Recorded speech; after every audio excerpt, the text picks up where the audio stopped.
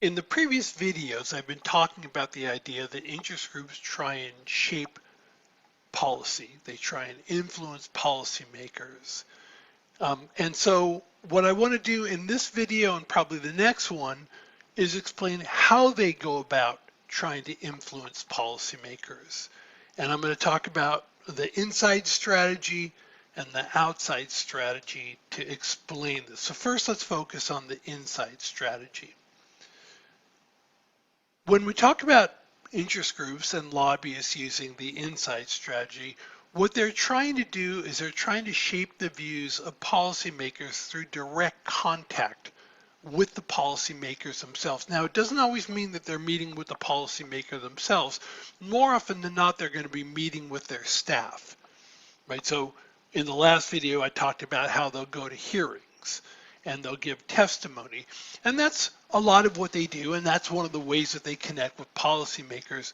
But when it comes to actual writing of the legislation, the writing of the bills that are going to eventually become law, they'll work with the staff to get the language in the bills done in a way that is helpful to them. But the key is that with the inside strategy, they're going sort of inside the building. They're going into where the policymakers are or where the staff of the policymakers are, and they're talking to them directly. Now, when does the inside strategy work the best? It works the best when the issues are very narrow and very technical. The things that they're interested in shaping are very complicated ideas. And so I want to give you an idea of what I mean by talking about credit default swaps. Now, depending on your age, you may have never heard that term before. If you're older, you may have. But credit default swaps were part of a significant part of the financial collapse that happened in 2008. The thing is, when I first heard about credit default swaps, this is what I thought. I know what credit means, I know what default means, I know what swap means, but I've never seen those three words presented in order like that. Everybody was saying them. They were talking about the impact of credit default swaps. I had no idea what they were, and it took me a really long time to find out. So what I'm going to do is I'm going to show you a video that kind of explains credit default swaps, and this person does a really good job of breaking down what they mean. And then I'll come back and talk to you some more. Have you ever wondered about credit default swaps? Didn't think so, but we're going to talk about them anyway. Now, this little demonstration illustrates the concept of asset-backed credit default swaps, but it's not exact. I'm taking a little creative license here to make the point. So, here goes.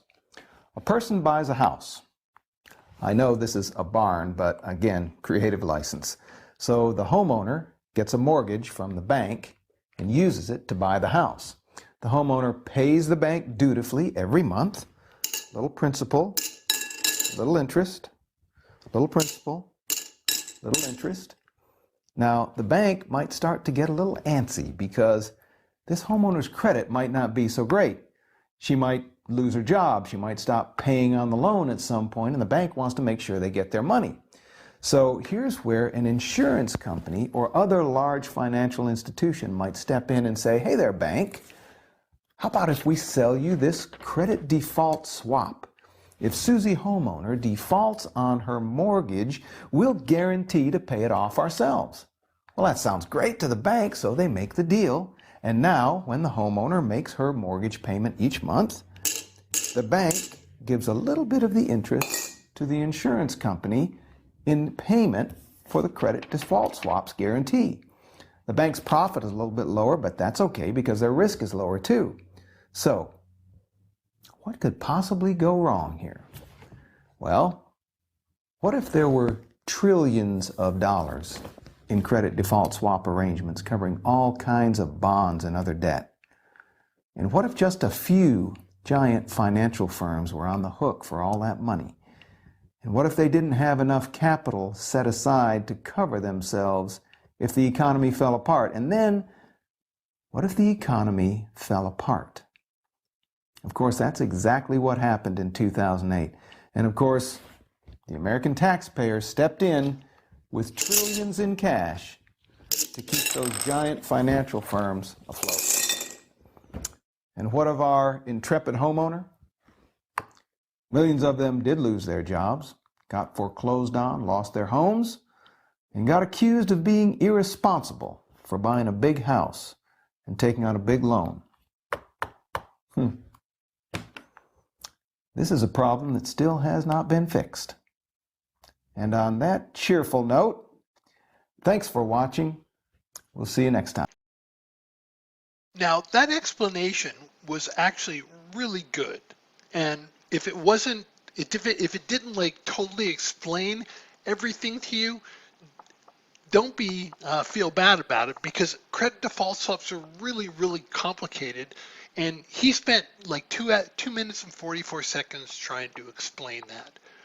I thought he did a pretty good job of it. There were a couple things that were not quite accurate, but he was trying to simplify it on purpose. But that's the thing about very narrow, very technical issues. On those kinds of issues, the public is usually not very well informed about them. And the reason that they're not informed is because the media doesn't cover complicated issues like that very often. The reason they don't cover complicated issues, and especially in a way that's that can make it accessible, is that people don't like watching the news when it makes them feel stupid. And so when they're watching news reports about the financial collapse and they're trying to figure out what's going on, and people keep using this phrase credit default swaps, it just gets frustrating. And so the news media tends to focus on things that they can explain quickly and easily, and they're not going to spend 2 minutes and 44 seconds trying to explain to their audience what a credit default swap is. And if they do that, for the ones that do take the time to do that, they're going to do that in one report, and that's going to be it. They're not going to do it every single time they talk about credit default swaps. And this is why the insight strategy works, because policymakers have latitude to sort of do what they want to do and shape policy the way they want. And interest groups have the opportunity to go in and speak to them, and there's not a lot of public pressure because the public doesn't know a lot about it.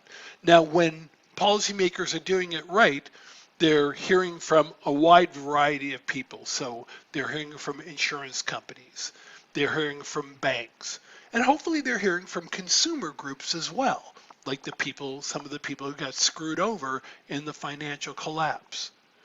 But all of this happens not because they're trying to hide it from anybody, but nobody's covering it. The news media isn't covering it. You can dig for it and maybe find it, but for the most part, it's going to be very hard to find. And because the public isn't informed, policymakers have a lot of latitude in how they shape policy, simply because the public is not informed. So that's the inside strategy, which is very different than the outside strategy, which I'll talk about in the next video.